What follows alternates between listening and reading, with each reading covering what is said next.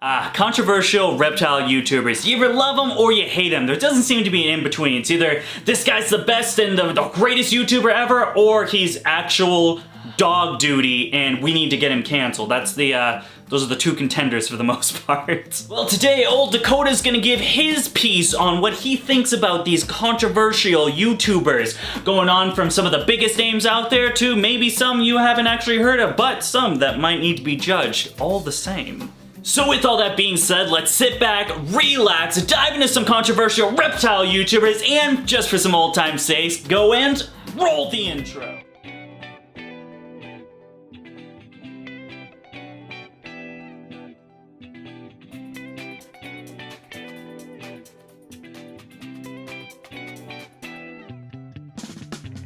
Guys, before we get this video started, if you could do me a huge favor, if you guys are new here, if you could go down there and hit that subscribe button for me, on the road to 100,000 subscribers, and boy, oh boy, does your boy want that silver play button. We're gonna put it right on the Tokay's face once we get it, so you can help out today by hitting the subscribe button, like the video. Okay, let's get into the video, let's go. And kicking things off, we're gonna be starting with number 4, Jay's Exotic Pets. When it comes to Jay's Exotic Pets, I don't know a whole lot of stuff with him. To be honest, your boy can appreciate sensationalism and clickbait. I mean, come on, you've seen some of my videos if you've been a part of the channel. I clickbait you guys quite often. However, the sensationalism seems to be just a little much for me on Jay's page. It is... the man brings it 120% clickbait and sensationalism. There's no doubt about that. So after reviewing some of Jay's videos, I've kind of come to the conclusion that he's kind of pandering more towards a younger audience that really goes into that action-packed stuff. Things like that, and me being a 26-year-old man, I just don't relate to it too much. I think it's just a little bit too, out there. I don't know. The content's just not for me. It's not my cup of tea. You find, especially with like some of the older Brian Barczyk videos, you see that it was kind of towards the same way, going towards that road, but I've noticed that he's really kind of branched off into something else where he's kind of catering to a more general sense. There is still, I can see that it's going for the younger audience, of course, educating them while providing that entertainment punch. However, I can stand it as a 26-year-old man. I can still watch it and enjoy the videos as well, and I think that's the run you really have to hit. And with Jay's, I just don't see it happening, not as well in my opinion. Don't worry, we'll get into Brian Barczyk later. Of course we gotta bring up Brian Barczyk. Is he gonna be in the thumbnail? I'm sorry, Brian, but you know, your boy's gotta eat. That's just the fact of the matter. Now, by saying this, I'm not saying that Jay's videos are bad. I'm just saying that, in my opinion, it's just not my style. I don't really enjoy it. There are a few things with Jay that I don't necessarily agree with. The retic egg cutting, and it just pulls them right out of the egg. I don't like it. I cringe a little. I'm like, the man's been doing it for far longer than I've been doing. I actually just hatched out my first clutch of ball python eggs, and I cut them recently. If you guys are on Patreon, you would know all about that, and you'll know what the pairings are. Just saying, the Patreon link in the description. Okay. Obviously, I'm not as experienced as one would say as Jay, who probably has decades on me, but however, I don't know, just for me personally, I don't like it. Just leave the snake in the egg. I cut the egg. I ain't got no problem with cutting the eggs. Obviously, I just said I cut eggs. However, let them come out. I don't see the point of, I mean, you can open the egg up, you see what the animal is inside, you're kind of good to go. You wait a couple of days and the snake slithers out. I don't know. I don't see the point of getting the whole thing out. Not my thing. All in all, we'll give Jay not my style. That's the judging for this one. But moving on, let's get into some more controversial stuff, and that is gonna bring us to number 3, New England reptile keepers. No, nerd, distributors, what? Come on, Dakota. Your boy's been surfing the Facebook groups too much, I guess. If any of you guys have been a part of the channel for any amount of time, you guys will know that I am a huge Kevin McCurley fanboy. I absolutely love Nerd. I would not be where I'm at today. I would not be a full-time reptile breeder doing everything, having a collection of over 100 animals if I did not go to Zoo Creatures and did not pick up that bearded dragon, which is actually right underneath me. We got Rex, the 6-year-old beardy, Kevin McCurley, and Nerd, Zoo Creatures. They kickstarted the entire DVCB Exotics really life. So of course, I'm not gonna harp on the guy. I don't have really any complaints about Nerd. Actually, honestly, out of all the people out there, or all the people on this list, I think Nerd is pretty much top tier. I really don't see him doing too much horrendous stuff. I haven't seen him getting like an extensive amount of backlash on anything actually controversial. However, The controversy is still there, unfortunately. Now, most of the stuff is going to be just generic, what everyone else complains about. Of course, the biggest thing gonna be snake racks. He keeps most of his ball pythons in snake racks. He doesn't do that with his larger constrictors. Of course, the reticulated pythons, they're in some nice, it looks like AP cages. I could be wrong about that. So he's not actually keeping the large constrictors, mostly ball pythons, which your boys got no problem with, because obviously I use a multitude of rack systems right now. I find rack systems to be a great utensil. Here's a video going all about what I think my opinion on rack systems are, but I don't see any problem with rack systems, to be honest. I think it is the way to commercialize and keep the hobby as it's going without detrimenting the animal's health in any way, shape, or form. The biggest thing Kevin McCurley is known for and the biggest controversy surrounding is going to be the spider ball python. Honestly though, funny enough, especially in the YouTube community, looking at you, Go Herpin, I saw you kickstart this. Tisk tisk.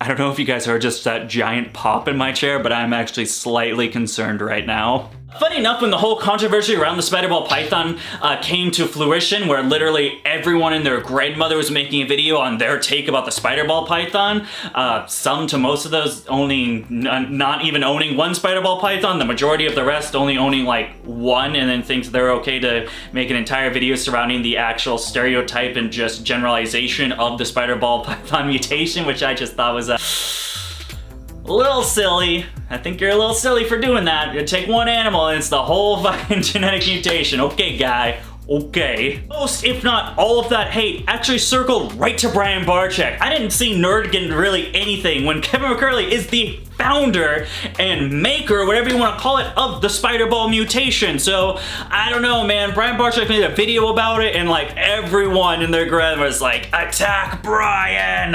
When like, Kevin's over here, the one that actually made the thing, and no one, like, I don't even think people, I can guarantee 70% of those videos you saw, no one knows that Kevin actually made the mutation, where it came from. That was actually a wild caught mutation that came in, but we'll get into that. That's another video for another time. When it comes to the controversy of Nerd, it seems that they have just skirted underneath all the controversy, or whatever controversy that they have seems to just generalize throughout the entire hobby. It's not specific to a New England reptile, and that's pretty cool, dude. Skirting around controversy, it doesn't get the views, but you also miss the hate, and that can either be a good thing or a bad thing. All in all, I really enjoy Nerd. They've been making some new videos recently. I guess let's go a little bit into those new videos.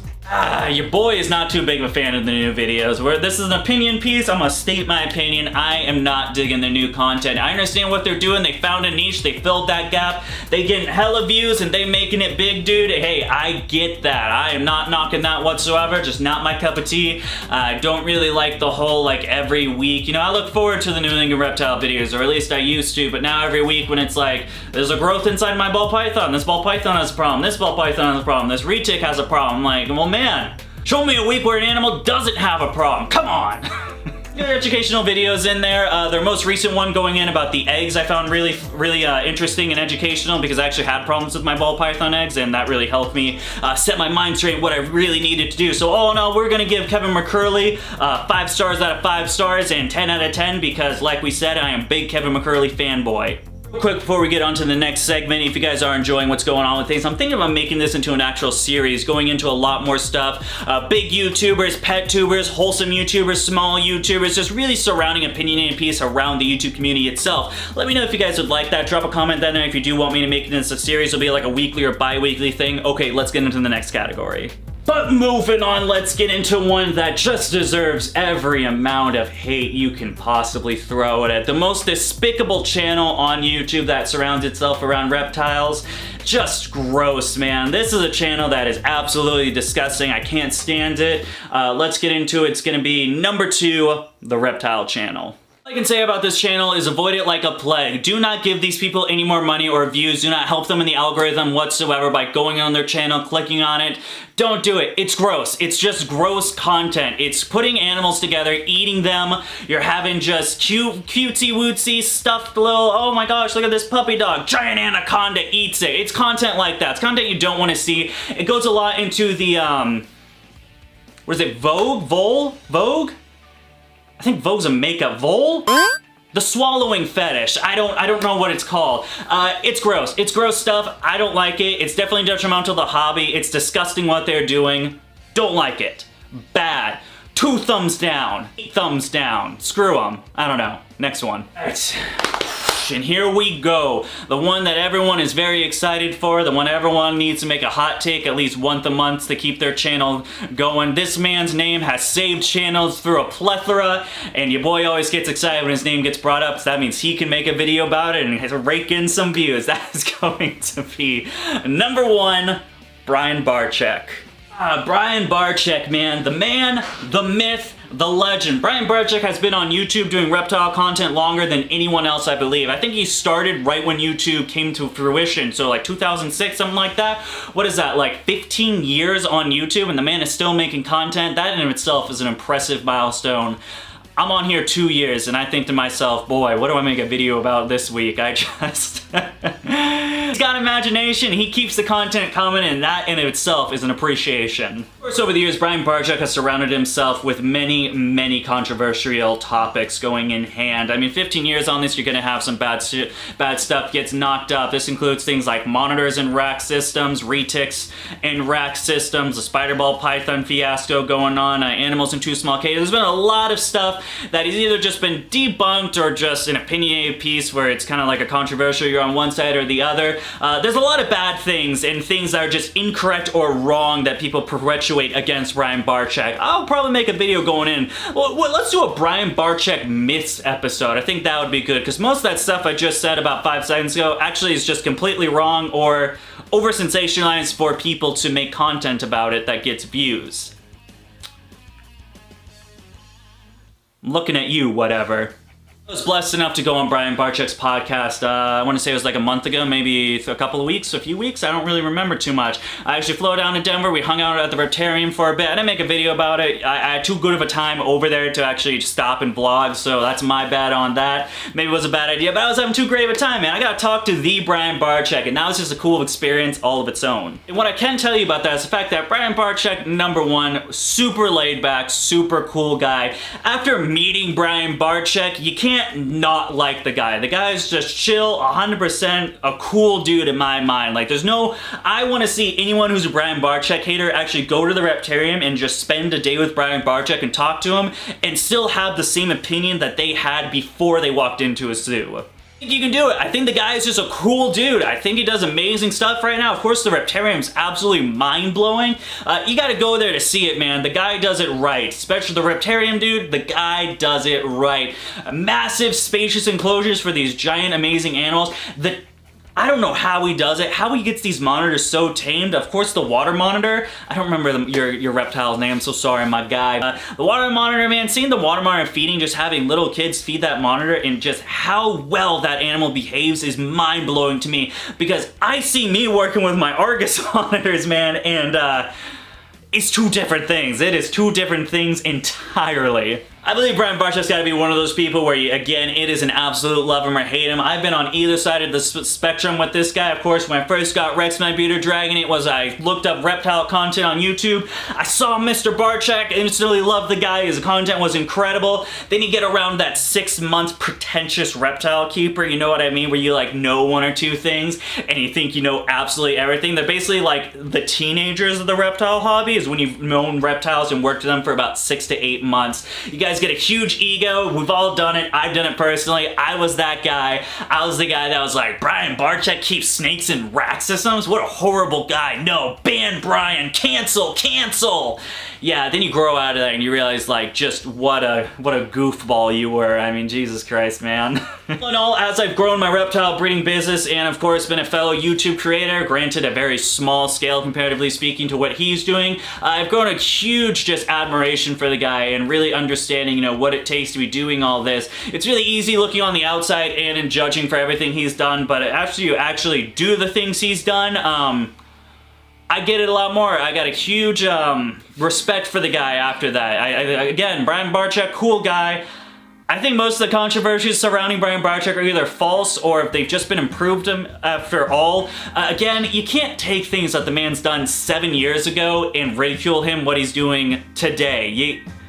people change. If you saw the stuff I was working with 5 years ago and how I was keeping animals, you learn, you evolve, you keep going further. That's exactly what he's done with the Reptarium. You can't be like, oh man, he did this 7 years ago, but I know he has all these like giant zoo official cages right now, but yeah, no, he did that 7 years ago, so yeah, I hate the guy still. I'll never give him a second chance. I think that's the whole thing, man. If you're making that big of a change that you've done, I think you deserve a second chance. That is for sure in my book. Got it, folks. I think we got 5 controversial YouTubers that we were gracious enough to go over and talk about my opinionated piece. I know you guys have been wanting that. I see you in the Discord putting down the suggestions, and your boy listens and he makes a video. That's pretty much what we do here. As always, thank you so much for coming on this journey I like to call DBCB Exotics. Until next time, which will be next week, I can't wait to see your comments, read your comments. Look at this beautiful bearded dragons that we saw right here. Wow, that is all incredible stuff. But until next time, I will see you then, and goodbye.